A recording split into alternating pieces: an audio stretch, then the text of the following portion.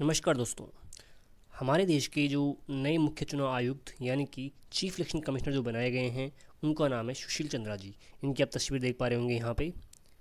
अगर आपको थोड़ा और क्लियर देखना है तो ये देखिए नेक्स्ट स्लाइड में ये हैं हमारे देश के नए जो मुख्य चुनाव आयुक्त बनाए गए हैं, सुशील चंद्रा जी। थोड़ा सा इनके बारे में जानने की कोशिश करते हैं, उसके बाद में जो चीफ इलेक्शन कमिश्नर की जो पोस्ट है उसके बारे में जानने की कोशिश करेंगे। उनका जो टर्म होता है, उनको जो अलाउंसेस मिलते हैं, उनकी जो एलिजिबिलिटी होती है, और लॉट टू डिस्कस देखते हैं और क्या क्या इसमें जानने को हमें मिलेगा। ठीक है जी, चलिए आगे चलते हैं। बेसिकली जो सुशील चंद्रा जी हैं वो हमारे देश के 24th इलेक्शन कमीशन बनाए गए हैं अभी 13 अप्रैल को। जो श्री चंद्रा जी हैं जो बिलोंग करते हैं बेसिकली वो 1980 बैच के IRS अधिकारी हैं। ठीक है जी। इससे पहले वो फरवरी 2019 में हमारे देश के इलेक्शन कमिश्नर बनाए गए थे। आपको बता देता हूँ मैं, बेसिकली जो इलेक्शन कमीशन की जो बॉडी होती है उसमें टोटल मिला के 3 मेंबर होते हैं। एक तो सबसे पर जो होता है वो होता है अपना चीफ इलेक्शन कमिश्नर, जो बाकी 2 होते हैं वो होते हैं इलेक्शन कमिश्नर। तो उनमें से इन 2 में से एक थे हमारे सुशील चंद्रा जी। ठीक है जी। और जो भी पहले रिटायर्ड हुए हैं उनके बारे में बात करेंगे लेकिन लास्ट में, क्योंकि उनके बारे में थोड़ी एक्स्ट्रा इन्फॉर्मेशन भी है तो मैं लास्ट में शेयर करना चाहूँगा। ठीक है जी। जो हमारा इलेक्शन कमिश्नर है, इलेक्शन जो कमीशन है, वो संविधान के आर्टिकल 324 में उसके बारे में बताया गया है। आप वहाँ पे जाके पढ़ भी सकते हैं। बेसिकली इसमें बताया गया है कि जो इलेक्शन का दायित्व होगा वो इलेक्शन कमीशन के पास में होगा। वो कौन कौन सा इलेक्शन करवाएगी, कैसे करवाएगी, उनका प्रोसीजर क्या होगा, ये सब चीज़ें उसमें 324 में दिए गए हैं। ठीक है जी। फिलहाल हम बात करने वाले हैं CIC के बारे में, CEC के बारे में। चीफ इलेक्शन कमिश्नर जो होता है बेसिकली कहते हैं कि वो सुप्रीम कोर्ट के जज के बराबर इक्वलेंट होता है। और जिनकी रिटायरमेंट जो एज होती है वो होती है 65 ईयर्स। ठीक है जी। और जो इलेक्शन कमिश्नर जो बाकी जो 2 होते हैं उनकी रिटायरमेंट एज होती है 62 ईयर्स, और उनको बेसिकली इक्वलेंट बताया जाता है जो हाई कोर्ट के जजेस होते हैं उनके बराबर। ठीक है जी। और जो इलेक्शन कमिश्नर्स होते हैं उनकी तीनों के बेसिकली जो मैंने आपको अभी बताया था उन तीनों की बेसिकली पावर्स इक्वल होती है। अब आप कहेंगे जब पावर्स इक्वल है तो कोई भी जजमेंट अगर उनको देना हो तो कैसे करेंगे। तो बेसिकली अगर यहाँ पे जो सबसे हमारे जो मुख्य चुनाव आयुक्त हैं जो बाकी 2 हैं, अगर इनमें कुछ कॉन्ट्रडिक्शन होता है, देखो तीनों की पावर बराबर है, ठीक है ना। अगर कोई जजमेंट देना होगा, अगर साथ में नहीं भी हैं, इन दोनों ने अगर कोई जजमेंट दे दिया है अगर कि हाँ भी ये होना चाहिए, तो इन दोनों की मानी जाएगी। समझ रहे हैं आप। तो ऐसा बेसिकली 2-1 का रेशो होगा बेसिकली इसमें। ठीक है जी। चलिए आगे चलते हैं। बेसिकली जो हमारा चीफ इलेक्शन कमिश्नर जो होता है उनको अपॉइंट करते हैं प्रेसिडेंट ऑफ इंडिया। ठीक है जी। जिनकी टर्म या लेंथ होती है, जो बेसिकली उनका टेन्योर होता है, ये होता है 6 ईयर्स या 65 ईयर्स, जो भी पहले पूरी हो। 6 साल या 65 साल, अगर 65 साल के वो हो जाते हैं तो उनका रिटायरमेंट एज 65 ईयर्स होगा। अगर उनको कार्य करते हुए 6 साल हो जाते हैं उस पोस्ट पे तो उनको उसके बाद रिटायर होना पड़ेगा। ठीक है जी। उनकी सैलरी होती है वो 2.5 लाख रुपये होती है। ठीक है जी। चलिए आगे चलते हैं इसके बारे में और देखते हैं। हाँ जी। ये जो आप नाम देख रहे होंगे यहाँ पे, ये एग्ज़ाम्स में न जाने कितनी बार पूछा गया। SSC जैसे एग्ज़ाम्स पता नहीं कितनी बार पूछा गया। जो वनडे एग्ज़ाम्स होते हैं लगभग हर एक एग्ज़ाम में पूछा ही गया होगा कि हमारे देश के पहले मुख्य चुनाव आयुक्त कौन थे, या first election commissioner of India. वो थे सुकुमार सेन। ये बेसिकली 1951-52 के जो इलेक्शन, जो फर्स्ट इलेक्शन हुए थे उस टाइम पे ये इलेक्शन कमिश्नर थे हमारे देश के। ठीक है जी। और बाकी हम देखते हैं कि क्या कोई पहली महिला अभी तक हमारे जो देश में, अभी तक जब से हमारा देश आज़ाद हुआ है, क्या कोई हमारे देश में महिला इलेक्शन कमिश्नर भी बनी है क्या कोई। आगे देखते हैं। जी हाँ।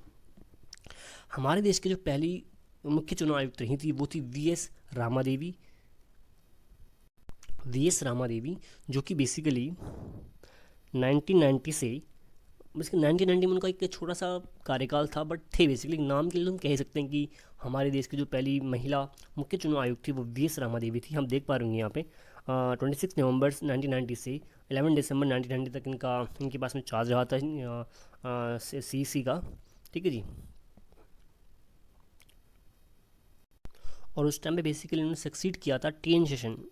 अब बताएं, अगर आपने थोड़ा सा पॉलिटी पढ़ा है या इलेक्शन कमीशन के बारे में जानते हैं अगर आप, तो TN शेषन का नाम तो आपने बिल्कुल सुना ही होगा। TN शेषन एक बहुत ही एक जानी मानी, जैसे कह सकते हैं कि इलेक्शन कमिश्नर थे। बहुत ही एक लॉयल कह सकते हैं, बहुत ही एक अच्छे बता सकते हैं आप। ठीक है जी। और ये जो अब वी एस रामादेवी जी हैं, इनको बताया जाता है कि इन्होंने जो फर्स्ट वुमेन थी, उन्हें सेक्रेटरी जनरल ऑफ राज्यसभा के रूप में इन्होंने कार्य किया था। यहाँ पे आप देख सकते हैं, पढ़ सकते हैं। ठीक है जी, चलिए आगे चलते हैं। चीफ इलेक्शन कमिश्नर जो होता है, उसको अपॉइंट तो करते हैं राष्ट्रपति। अब ऑफकोर्स सी बात है, राष्ट्रपति खुद से तो अपॉइंट करते ही नहीं होंगे। अब राष्ट्रपति अगर चीफ जस्टिस को अगर अपॉइंट करते हैं या किसी और कोई राज्यपाल को अगर अपॉइंट करते हैं, तो वो कंसेंट होती है कैबिनेट मिनिस्टर्स की। तो बेसिकली इसमें कैबिनेट मिनिस्टर्स होते हैं, बहुत सारे होते हैं, तो उनके द्वारा अपॉइंट किया जाता है। और जो रिमूवल होता है, रिमूवल बेसिकली इनका जो हमारे CGI होते हैं, उनके तरीके होता है कि आपको पार्लियामेंट में 2/3 मेजोरिटी के साथ में बिल जो पास करना पड़ता है, उसके बाद में उनका रिमूवल होता है। और किस बेस पे होता है, अगर उनका कुछ मिसबिहेवियर है या फिर कुछ और मिसबिहेवियर हो गया या इनकैपेसिटी हो गया, या आप देख पा रहे होंगे यहाँ पे। ठीक है जी, ये इनका बेसिकली रिमूवल का, इम्पीच का एक तरीका है। तो फिलहाल तो हमें इतना ही जानना था इसके बारे में, ज़्यादा डेप्थ में हमें जानना नहीं था। एक स्मॉल वीडियो थी ये, जो कि वनडे एग्जाम्स के लिए इसमें काफ़ी क्वेश्चंस आपके आ सकते हैं कि पहले CC कौन थे, प्रेजेंट में कौन हैं, इससे पहले कौन थे, या पहली महिला कौन थी। ठीक है जी, उनका टर्म क्या होता है, और ये सब चीज़ें आप एग्ज़ाम में लिख के आ सकते हैं अगर। हाँ जी, तो मैंने आपसे कहा था कि जो फॉर्मर चीफ इलेक्शन कमिश्नर जो हमारे रहे थे इनसे पहले, सुशील चंद्रा से पहले, उनके बारे में हम बात करेंगे लास्ट में। तो लास्ट में इसलिए उनसे उनके बारे में बात करनी थी कि उनके बारे में थोड़ा एक्स्ट्रा इन्फॉर्मेशन ये भी थी कि उनको बताया जा रहा है कि वो अब गोवा के गवर्नर के रूप में पदभार ग्रहण करेंगे। अभी तो मैंने चेक किया था गूगल पे, तो या कहीं न्यूज़ वगैरह में कहीं मुझे अभी एग्जैक्टली मालूम पड़ा नहीं है कि भी बन चुके हैं या नहीं बन चुके हैं, लेकिन आने वाले दिनों में वो आपको गोवा के गवर्नर के रूप में देखे जाएंगे। ठीक है जी। अभी जो प्रेजेंटली बेसिकली गोवा के गवर्नर के रूप में जो महाराष्ट्र के गवर्नर है भगत सिंह कोश्यारी, उन्होंने उसको एक्स्ट्रा एक अतिरिक्त प्रभार के तौर पे एक उन्होंने पदभार ग्रहण किया हुआ है उनका, गोवा के गवर्नर का। तो ये बड़ा एक अभी जो बनाए गए हैं, ये बड़ा क्वेश्चनेबल सब्जेक्ट भी रहा है कि अब एक आदमी को अगर आप एक चीफ इलेक्शन कमिश्नर के तौर पे जो रहे हैं हमारे, उसके बाद किसी और पोस्ट पे अगर आप भेजते हैं, तो वो थोड़ा सा, अभी ये कुछ दिन पहले जब बंगाल के चुनाव हो रहे थे या इससे पहले भी काफ़ी सुर्खियों में रहे थे, और TMC ने या फिर जो महाराष्ट्र की जो गवर्नमेंट ने, उन्होंने भी इन पर काफ़ी एलिगेशन लगाई थी कि एक बेसिकली एक तरफ एक बीजेपी का ये सपोर्ट कर रहे हैं या इस तरह से कुछ इन पे लगे थे। तो वही बात हो जाती है कि अगर आप दूसरी पोस्ट भी किसी को देते हो, हालांकि ऐसा उस संविधान में लिखा नहीं गया है कि भाई जो CGI हैं या फिर हमारे जो CEC हैं रिटायर के बाद में कोई और पोस्ट होल्ड नहीं कर सकते हैं, बिल्कुल कर सकते हैं, लेकिन थोड़ा सा एक जो जेन्युइननेस जो होती है उसके बाद में, या हम कह सकते हैं जो क्रेडिबिलिटी होती है, अगर आपको मालूम है कि हम रिटायर के बाद भी अगर हमें कुछ और बनाया जाएगा एक पदभार के तौर पे, थोड़ा सा एक डिसीजन मेकिंग में थोड़ा सा एक लगता है कि कहीं भेदभाव ना हो रहा हो। बाकी वो गवर्नमेंट की मर्जी है, हम और आप इसमें कुछ कर नहीं सकते हैं, क्योंकि आपको मालूम अगर हो तो अभी जो 48 हमारे CGI हैं, अभी तो जो CGI परसों नए बने हैं NV रमना जी, उनसे पहले ऐसे बोबड़े जी थे, उनसे पहले थे रंजन गोगोई साहब, तो उनको भी रिटायर के बाद में राज्यसभा का मेंबर बना दिया गया था। और अभी जो ऐसे बोबड़े साहब हैं, शायद उनको भी कुछ ना कुछ बना दिया जाएगा, ऐसी आशा की जा रही है।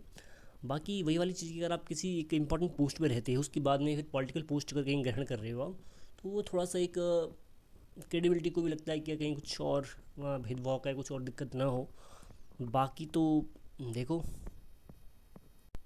बाकी इसमें ऐसा कुछ है नहीं बताने के लिए। हाँ, जो क्वालिफिकेशंस में एक चीज़ छोड़ गया था, CC के लिए कोई ऐसी कोई क्वालिफिकेशन कहीं कहीं कुछ बताई नहीं गई है, लेकिन जो भी हमारे जो प्रेजेंट में अब जो CC हैं वो हैं IRS अधिकारी, लेकिन जो हमारे जो सुनील अरोड़ा जी थे, ये एक 1980 बैच के IAS अधिकारी थे।